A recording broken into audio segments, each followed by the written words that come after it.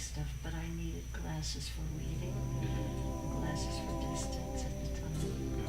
Something's going on with my eyes for a while now. I just haven't gone to the doctor.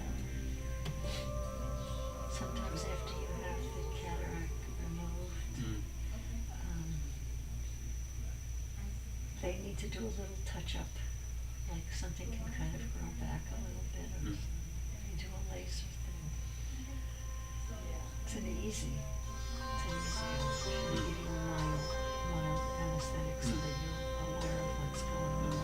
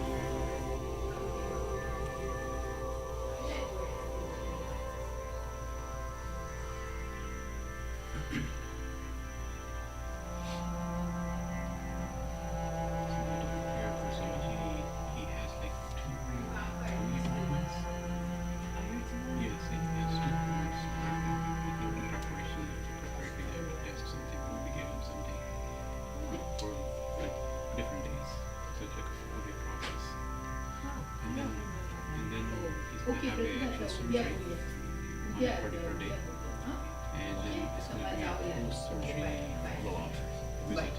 And then I think maybe it's local visit in case he needs to come. So I have to tell him that I want to make sure I again, so I have to make sure I have free those days. And it's near the University of Maryland. Just a Boston corner. Yeah, actually. No, With the actual downtown, yes, near Jackson.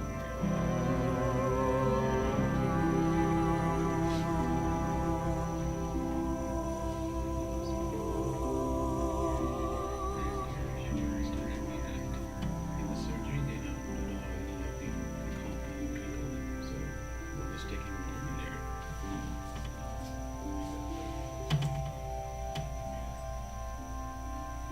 It's cleaner and safer. It's not. It wasn't any. It wasn't a very mysterious. Mine was at basketball. That's where she was. Just lying in a bed or they give you a mild.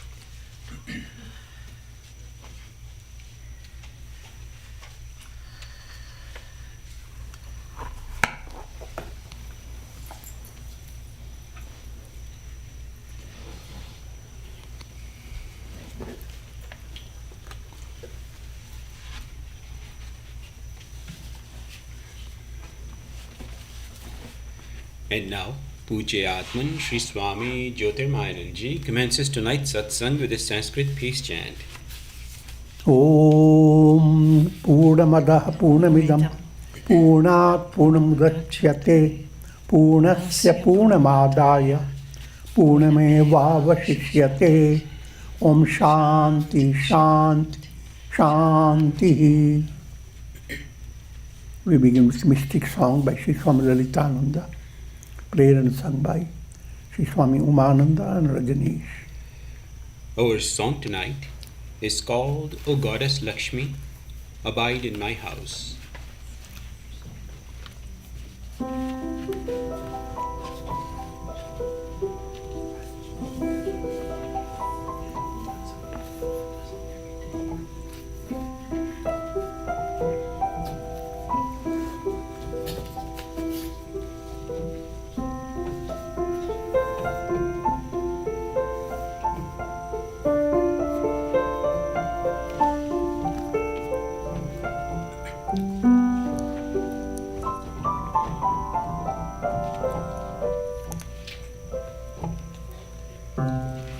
O divine Mother,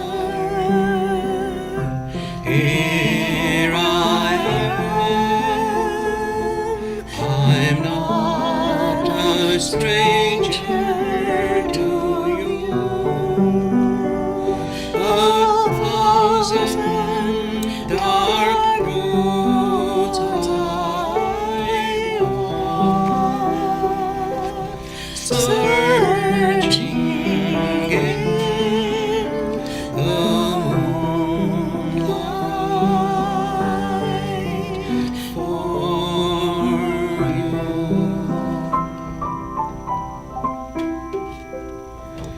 O Goddess with sparkling eyes, you appear golden like the sun. I hear your conch calling me. Speak to me, for I worship you.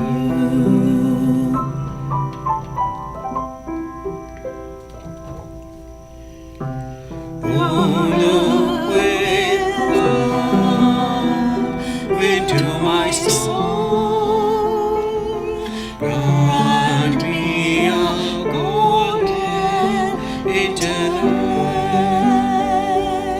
enfold me in your fame and glory. Oh, Holy Mother, don't turn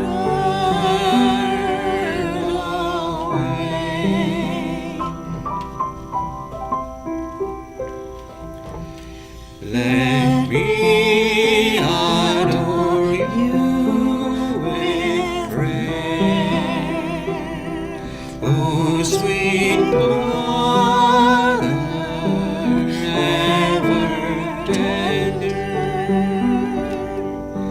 give me a red lotus of wealth from your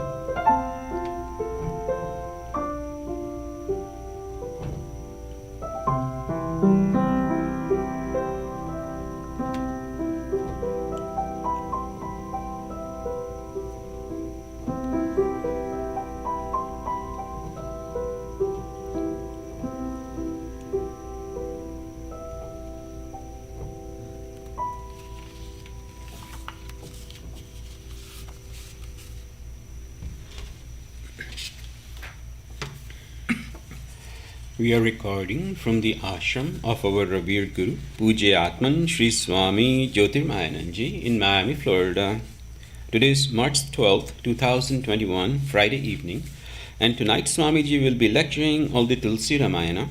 This is series 2016, class number 243. And now Pujya Atman Sri Swami Jyotirmayananda. Om Neelambujasyamalakomalangam Sita Samaropitavamabhakam Panau Maha Sayakacharu Chapam Namami Ramam Raghuvanshanatham. Adorations to Lord Rama, whose complexion is like a blue lotus, very tender and delightful in appearance. Sita is seated on his left side. He is carrying a powerful bow and arrow in his hands. Sri Ramacharita in Ayodhya Kand, verse number 323.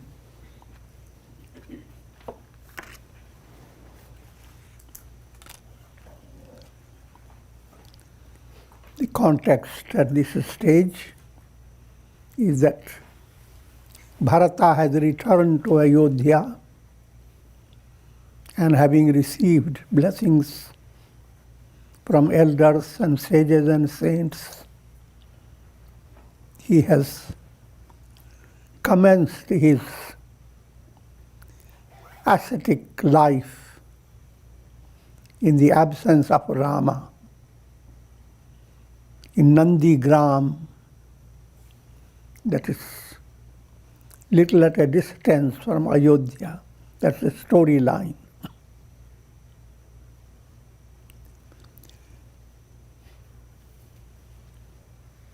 Sunisika pai asisa badi, ganaka bolim dinusadi, singhasan prabhu paduka, baithare nirupadi.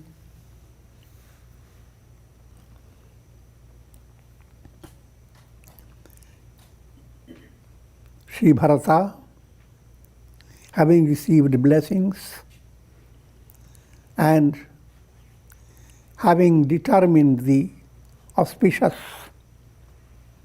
occasion of auspicious time for commencing his royal responsibility, he placed the sandals of Rama on the royal throne.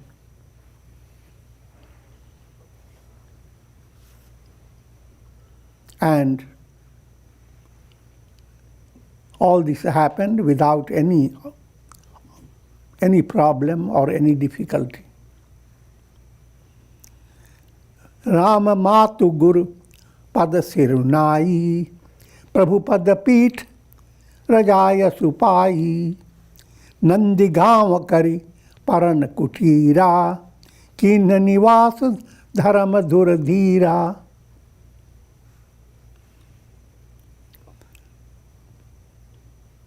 Having offered adorations to Kaushalya Devi, the mother of Rama, and Sage Vasishtha,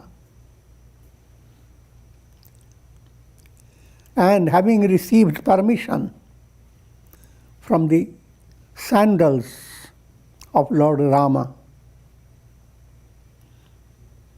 Bharata, who is the holder of the wheel of Dharma,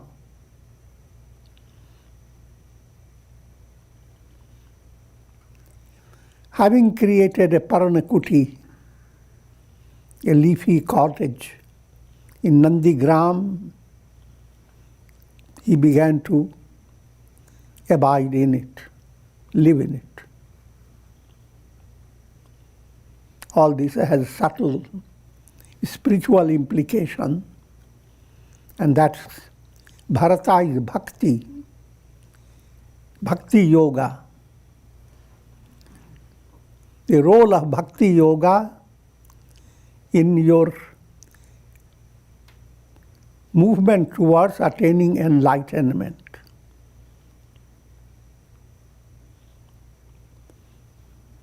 Always remember, Rama is jnana. Jnana is sadhana, jnana as the absolute goal. Lakshmana is dhyana, meditation. Bharata is bhakti. And Shatrughna is karma. So all four yogas, they must blend in one's life. But the highlight of the blending is bhakti.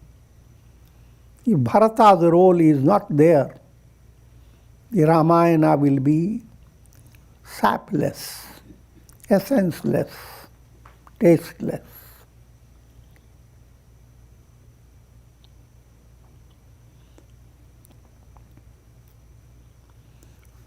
So,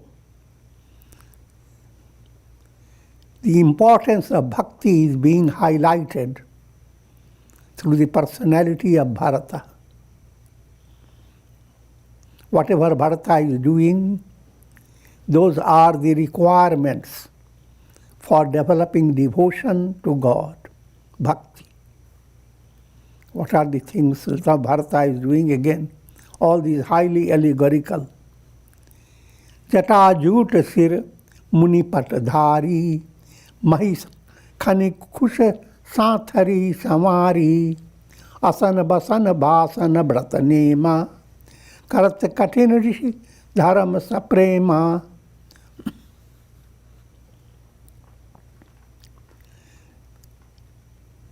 He has placed his hairs in matted locks, and his clothing is the clothing of rishis, sages.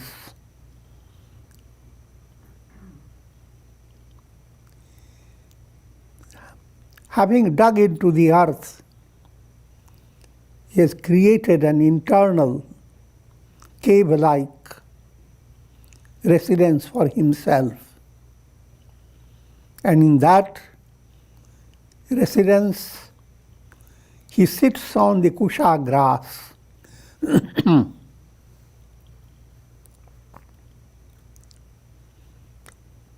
All this should not be taken literally.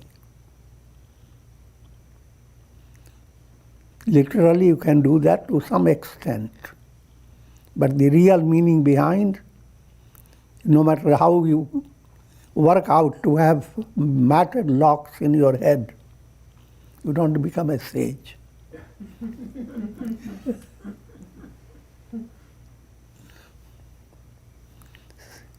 So developing matted locks simply implies your focus on awakening Agnya Chakra and highlighting Sahasrara Chakra.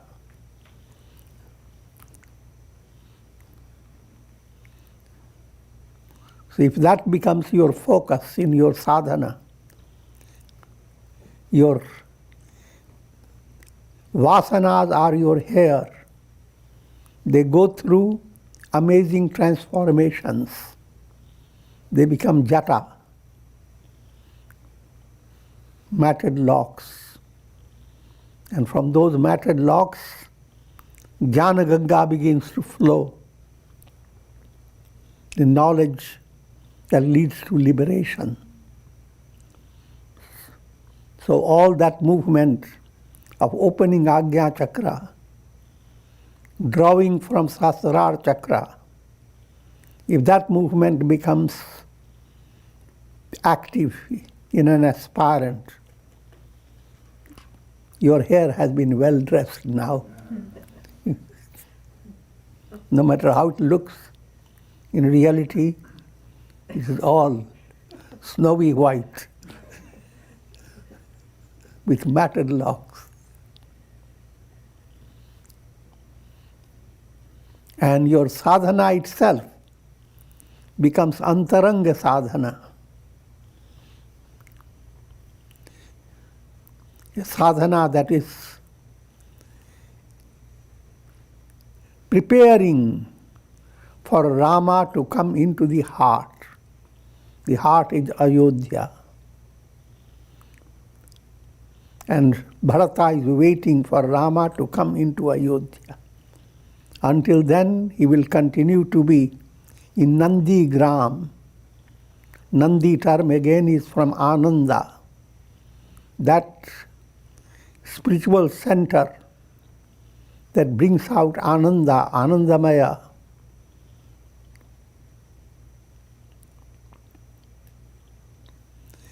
Sitting on kusha grass, implying bhakti and vivek, rather better still, vairagya and viveka. Viveka means self alone is real. Not self is not. So not is self.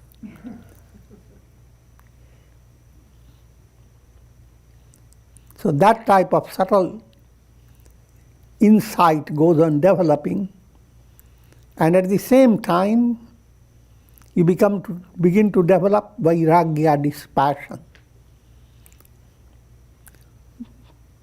detaching from the world of eat, drink, be merry, detaching from Vishaya Vasanas.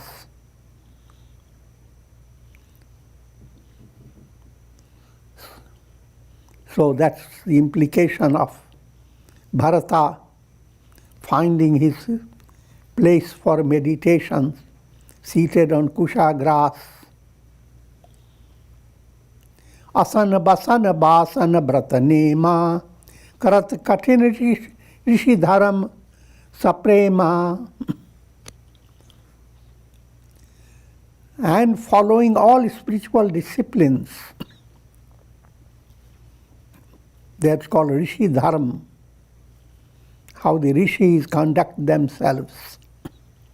There is strict discipline.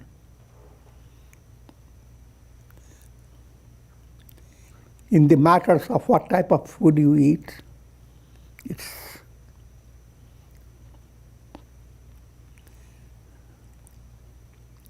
what type of clothes you wear, even the vessels you use. These are external features of discipline. Sattvic food, sattvic dress, sattvic vessels being used. Vratas and niyamas, and different types of fasting, and different observances. But when you go after all this, life becomes deeply involved in austerity. And austerity has a kind of a dry aspect. Your heart doesn't receive delight of love. So what you are being told, that if you are becoming more and more interested in living an ascetic life, don't forget to develop devotion to God. If you don't develop devotion to God, all that you now experience is the seriousness of austerities.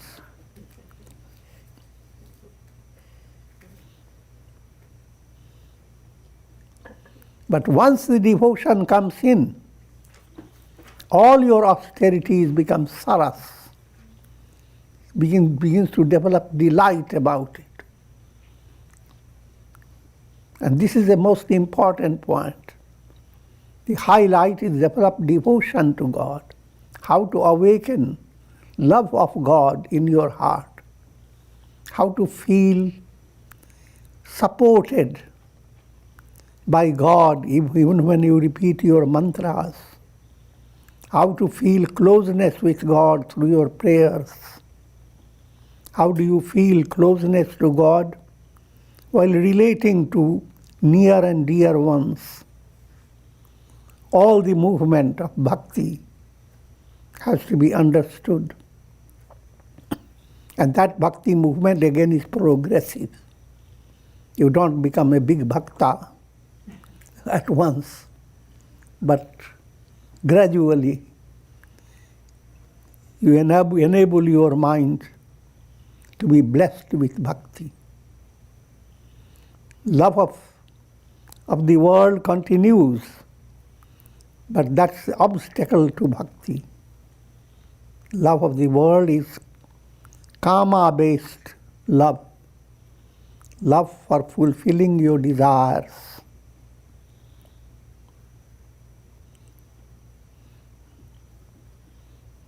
That's the type of love you fall into. But the love of God is a soaring movement.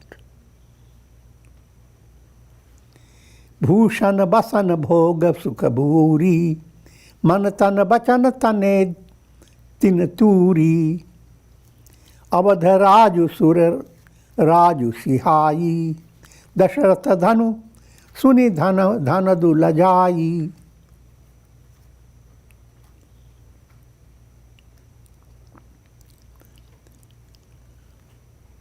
Bharata gave up ornaments, those rich dresses, and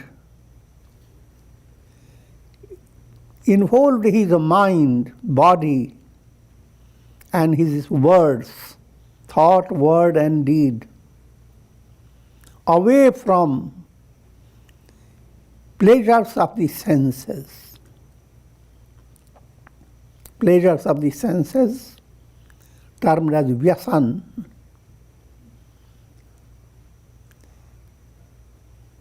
When you have vyasan, you are not assimilating spiritual food. Spiritual food is asan, shishta asan. Just to remind you, vyasan, when we talk about, 7 points are involved in vyasan. Tan, man, dhan, krodh, vishaya, rajya, sevak. Let me explain that. Tan, your mind is always after how to make your body appear good, not be healthy.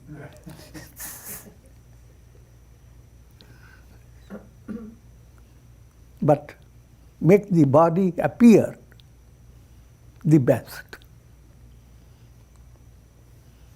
You can imagine now all the attention. The whole world is there before you.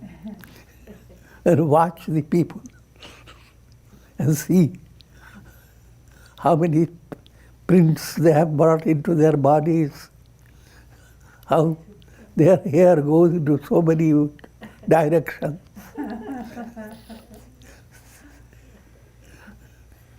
And they are constantly busy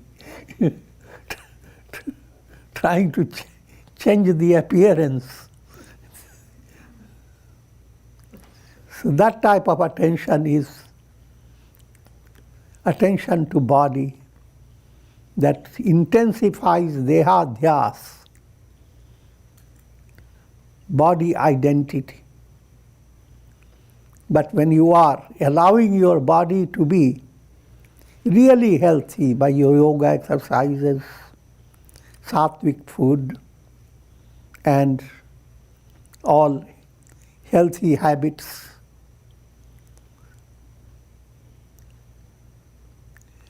that movement enables you to be free of body identity. Real health means you are not concerned with your body. Body is not the weight on your head. Or it becomes automatic. You don't remind yourself, I'm not the body, I'm not the body. You are very healthy, who cares for the body? it automatically mind switches from body identity to your real identity. Next point, similarly with relation to mind, just go on pleasing your mind. Go after the whims of your mind. Follow the philosophy of be merry, not real happiness, but merriment, not peppermint.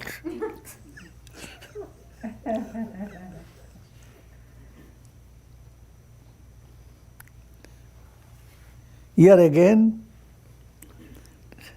you have to understand, you who possess a relaxed mind, if you are following a disciplined daily life, a time to wake up, a time to do japa, do your meditations, your exercises, if you walk, do walking, etc. If things are done day by day in a disciplined manner, your mind feels joyous. Your daily works become much more skillful. You enjoy the spiritual luxury of being punctual, timely.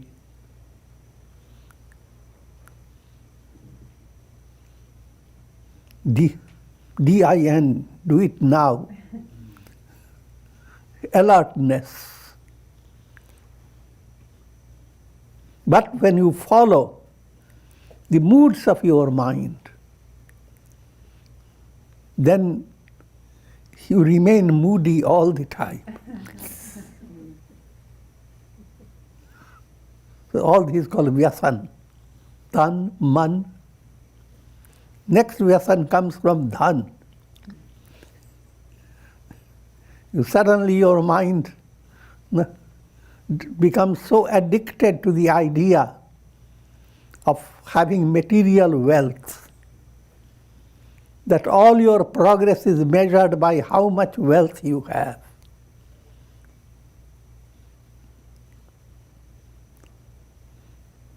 How wealthy are you? Billionaire.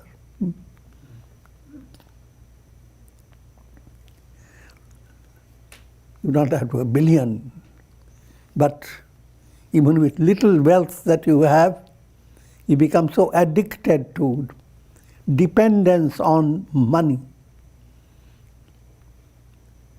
For every problem, your mind repeats the mantra. If I have wealth, if I have money, I will resolve it. Everything has a cost.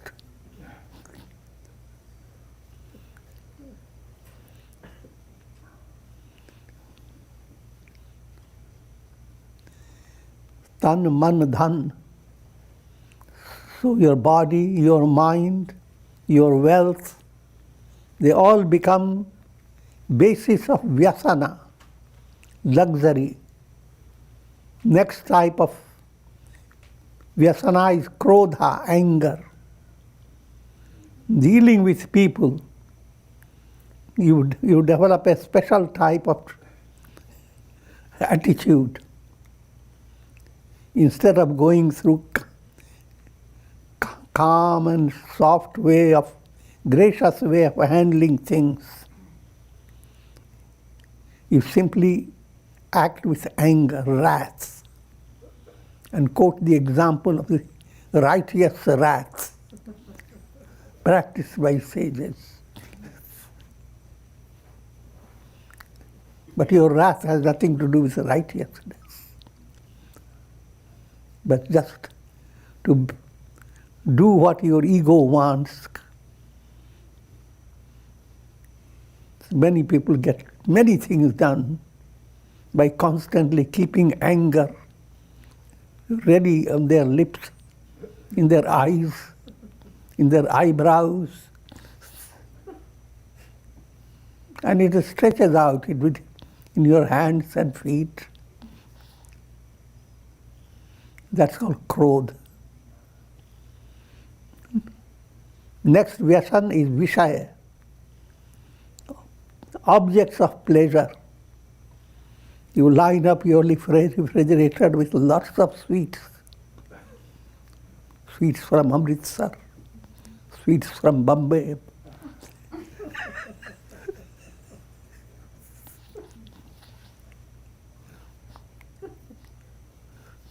And along with it, hang down the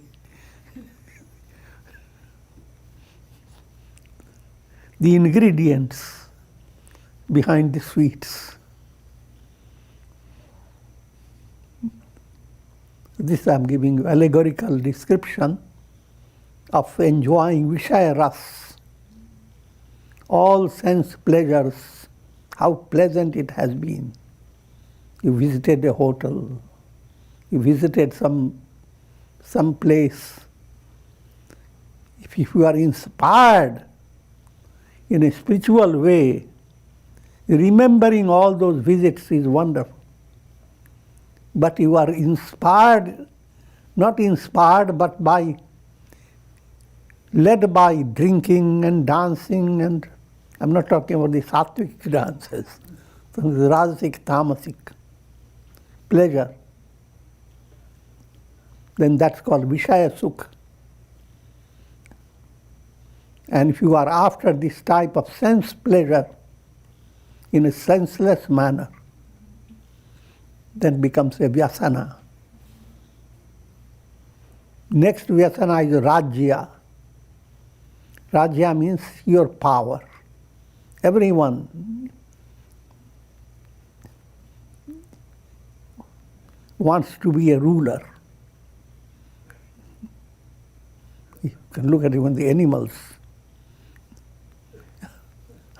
How the father in the animal group wants to be the ruler of the whole group.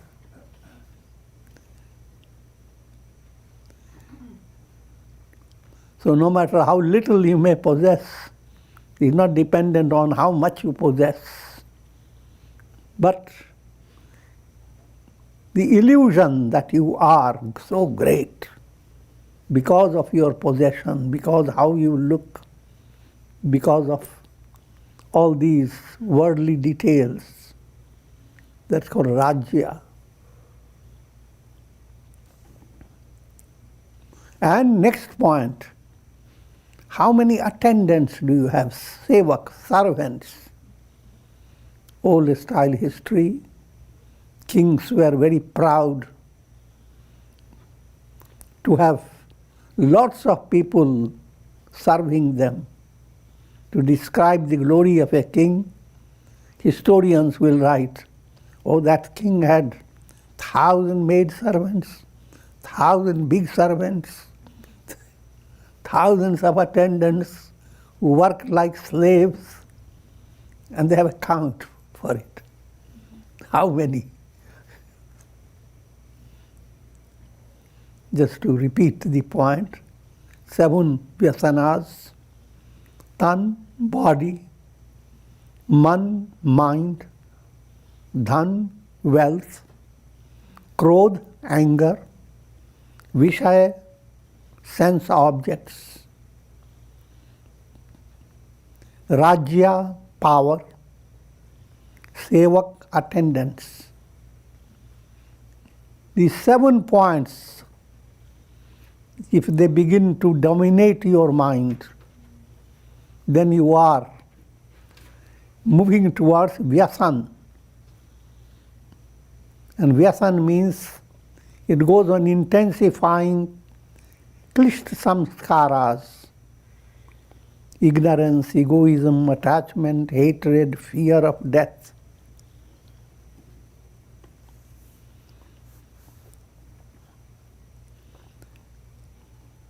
Bharata adopted a lifestyle that was not to encourage vyasanas in his personality, away from vyasan.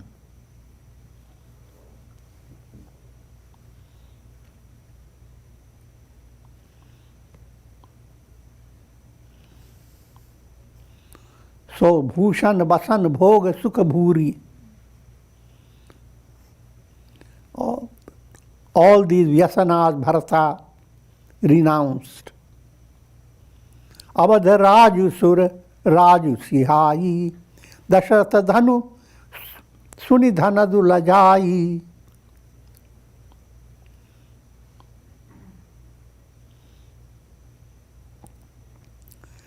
That Ayodhya,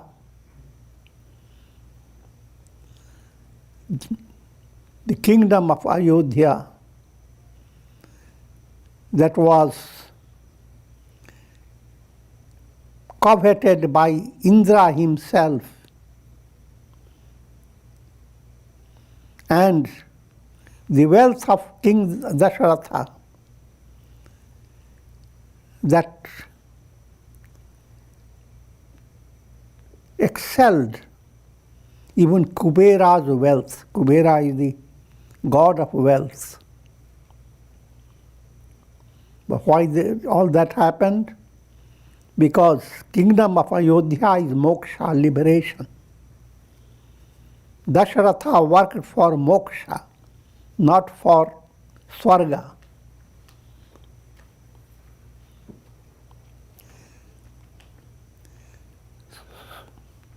So it is that Ayodhya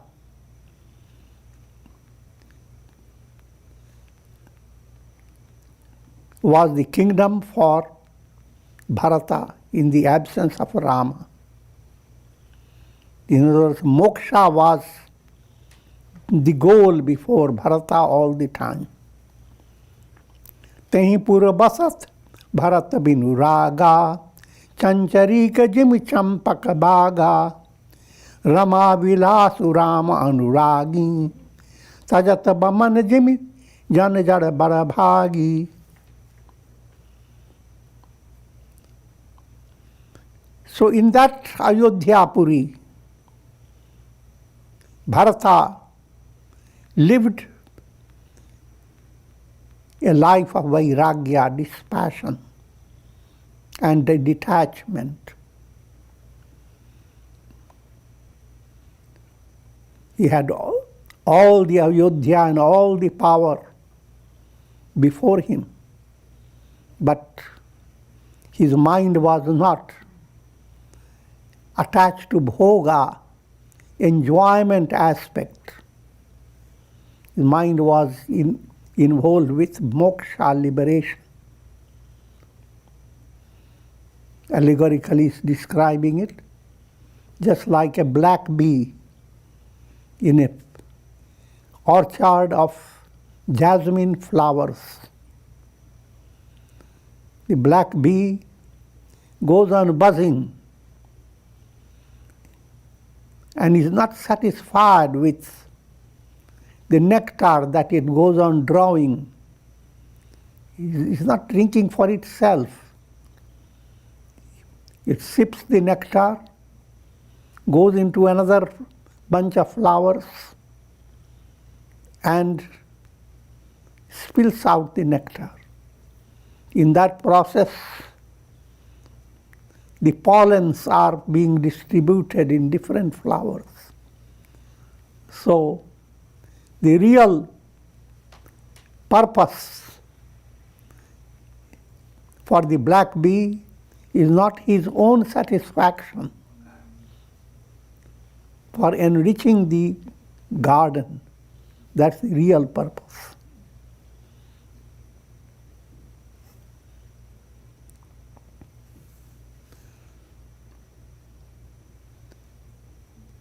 Those who are extremely fortunate, Badabhagi, who are Badabhagis, extremely fortunate, who have developed love of Rama. Love of Rama is Ishvara Bhakti. It can be love of Shiva, love of Durga Devi, love of Krishna. Any Ishtadevata is Rama, is Brahman. And if you have a love of Rama, you renounce the Vyasanas. Bhoga and Aishwarya is another term used for the same. Bhogaishwarya, which relate to the seven vyasanas. You renounce them just like you renounce the vomits that come out of your mouth. You don't put the vomits back into the refrigerator.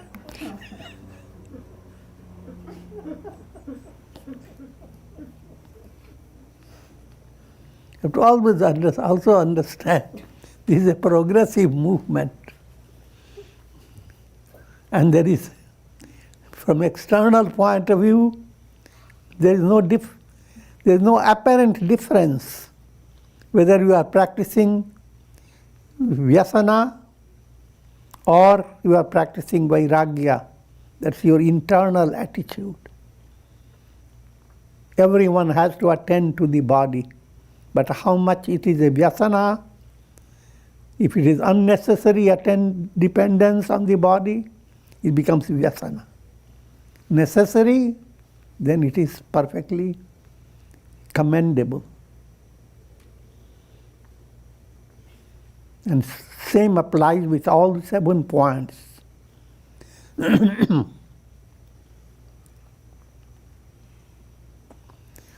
Ram प्रेम भाजन भरतु बड़े नहीं करतूति चातक हंस सराहियत टेक विवेक विभूति.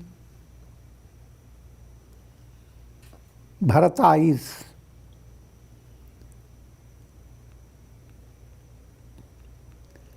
well qualified for Ram's bhakti, devotion.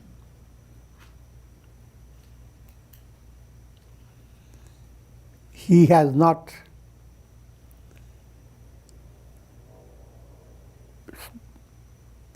grown on the basis of vyasanas.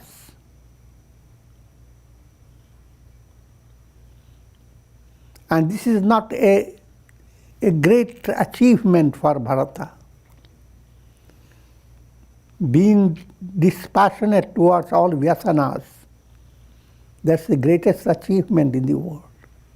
When we say greatest, it stirs your mind with a sense of doing something so heavy, so profound, as if you were carrying a big burden on your shoulder and praising your shoulder.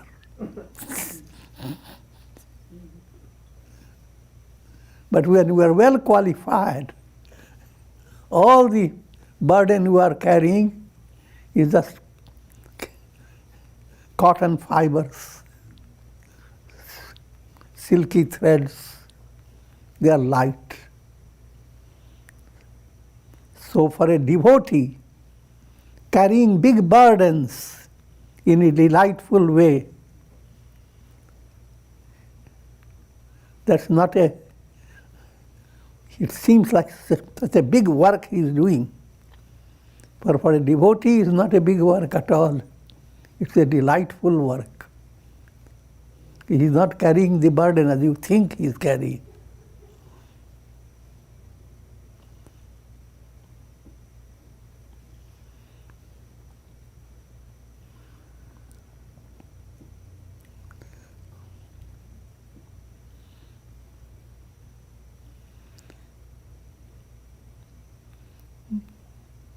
Bharata's glory can be allegorically described as Chataka's love.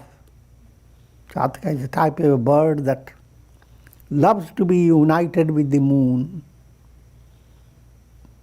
and has a strange divine connection.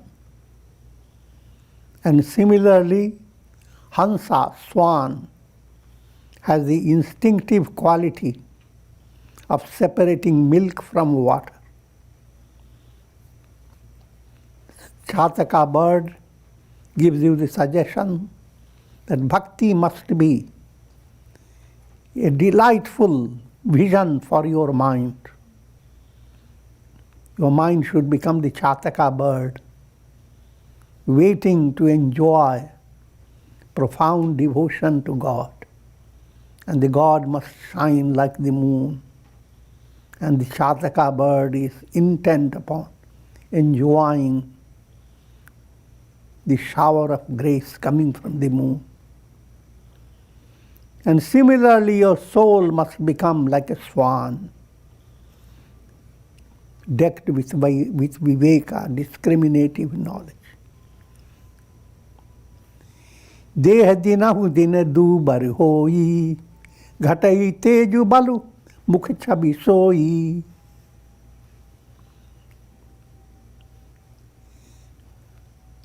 Day by day, Bharata is losing his weight.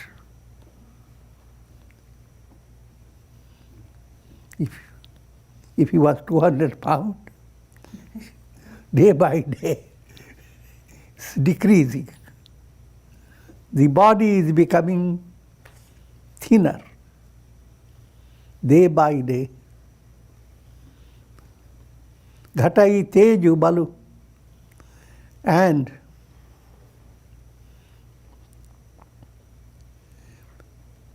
the body's vigor that depends upon food and drink and all the calories, calorie-based valor of your body, now there is developing a negative. The body doesn't have that valor. Mukh chavi soi. But the joy of the face, the joy that radiates, the beauty that radiates to the face, Brahmavarachas, the Brahmic effulgence, that remains unshaken. It's an allegorical description. A disciplined life means you are not counting your progress on the basis of increasing your weight. You're not counting your progress on the basis of how many calories you can absorb, but how much love of God you are gaining in your heart, how much control you have over your senses, how much advanced you are in your viveka, in your practice of sadhana.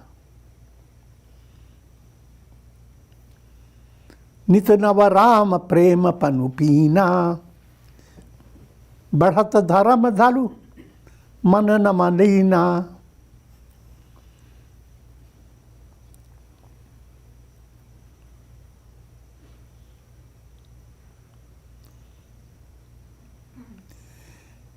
Nitanava Rama prem. Love for Rama goes on increasing day by day.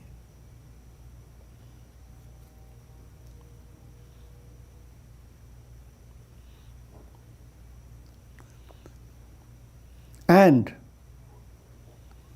that love is becoming more stronger, more and more.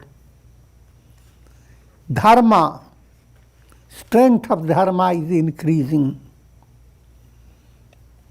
Manna malina, mind doesn't turn towards sadness, but the mind goes after gladness, cheerfulness.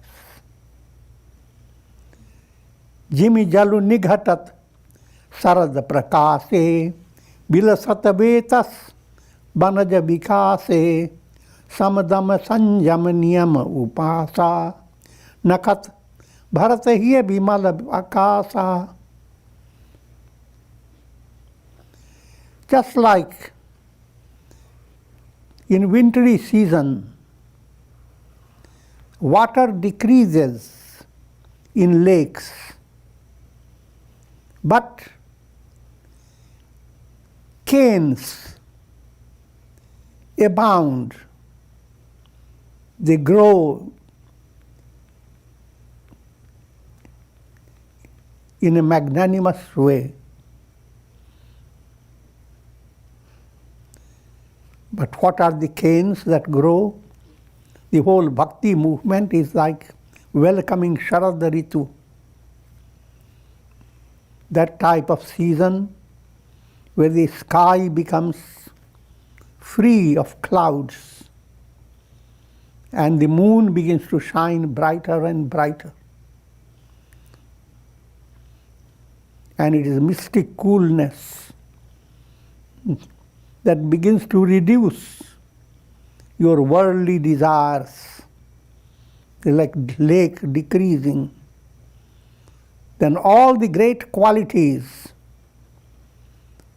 they are like the forest of canes.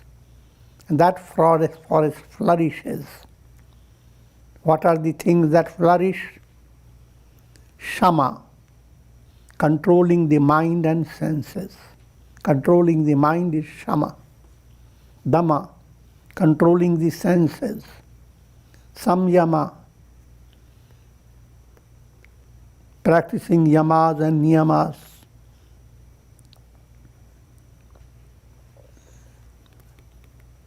And various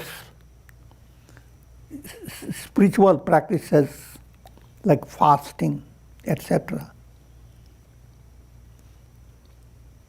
Result of all this,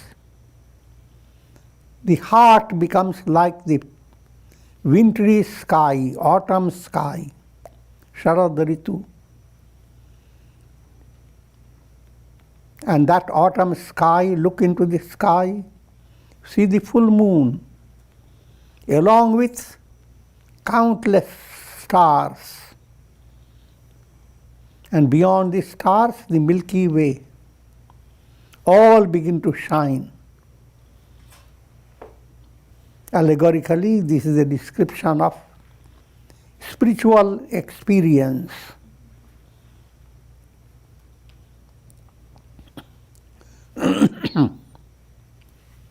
And with this experience, we will conclude.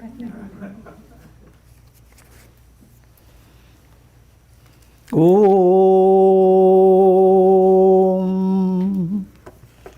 Om. Ram, Ram, Ram, Ram, Ram. Om Namah Shivaya. Om Namah Shivaya. Om Namah Shivaya. Om. Prayer for shower of Karunamaya Rasa grace of God over all of you, with the blessings of Shakti, Bhakti and Mukti. Om Trayambakam Yajamahe Sugandhim Pushti Vardhanam Urvarukuva Bandhanan Mrityor Mukshiyamamritat. Om Sarve Bhavantu Sukhina Sarve Santu Niramaya Sarve Bhadrani Pashyantu Ma Kaschid Dukha Bhag Bhavet.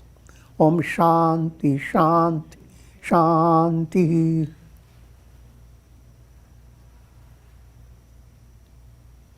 Hari Om Tat Sat.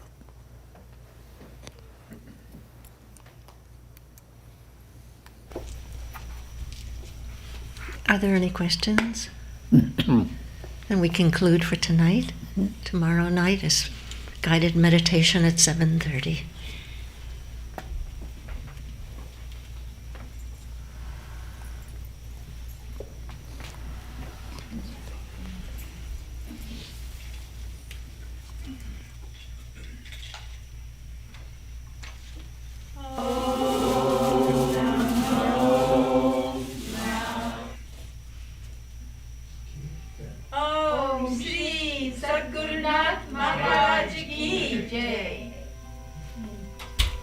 Am I like going very slow?